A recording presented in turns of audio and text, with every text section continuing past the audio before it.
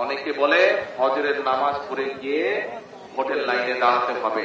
আমি বলি না, ফজর না, এবার আপনাদের সবাইকে তাহাজ্জুদের নামাজ পড়তে হবে। তাহাজ্জুদের নামাজ পড়ে প্রস্তুতি নেবেন যাওয়ার জন্য। ফজরের নামাজের আগে দরকার হলে ভোট কেন্দ্রের সামনে গিয়ে আপনারা ফজরের নামাজ পড়বেন। যাদের কাছে আপনারা গিয়ে কথা বলতে পারেন, যাদেরকে গিয়ে আপনার সমস্যা বলতে পারবেন, যাদেরকে গিয়ে এলাকার সমস্যা বলতে পারবেন।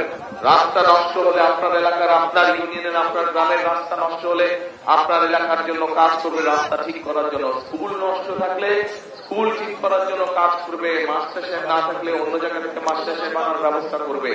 হাসপাতালে ডাক্তার না থাকলে ডাক্তার আনার ব্যবস্থা করবে। এই জন্য আপনারা জনগণের সরকার প্রতিষ্ঠিত হওয়া দরকার। অনেকে বলে ফজরের নামাজ পড়ে গিয়ে হোটেল লাইনে দাঁড়াতে হবে।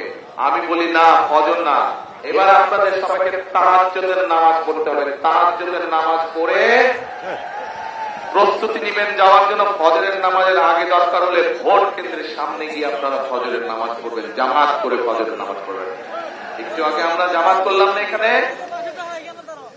ঠিক ওইরকম ভাবে ভোট কেন্দ্রের সামনে গিয়ে ফজরের জামাত করে ফজরের নামাজ আদায় করবেন। তারপরে 7টা থেকে যখন ভোট শুরু হবে, সাথে সাথে ভোট দেওয়া শুরু করবেন আপনারা। কারণ প্রিয় ভাই বোনেরা, 15-16 প্রায় 16 বছর সময়, 16 বছরের দেশের সবকিছু ছাড়খাড় হয়ে গিয়েছে। আমরা দেখেছি আমাদের প্রত্যেকটি রাষ্ট্রের প্রত্যেকটি প্রতিষ্ঠানকে নষ্ট করে দেওয়া হয়েছে। আমরা দেখেছি কিভাবে দুর্নীতির মাধ্যমে দেশ থেকে জনগণের অর্থ সম্পদ লুটপাট করে পাচার করে দেওয়া হয়েছে। এই দুর্নীতিকে যদি বন্ধ করতে হয় তাহলে জনগণকে সজাগ হতে হবে।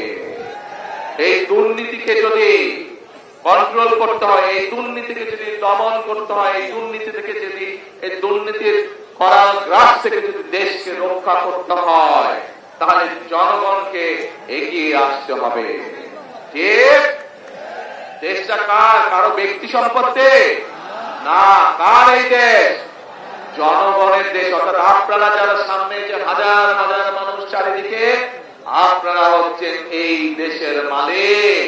কাজে আপনাদেরকে এই সিদ্ধান্ত নিতে হবে আপনারা কিভাবে আগামী দিনে দেশ পরিচালনা করতে চান, এবং ভোটের মাধ্যমে সেই সিদ্ধান্ত আপনাদেরকে নিতে হবে।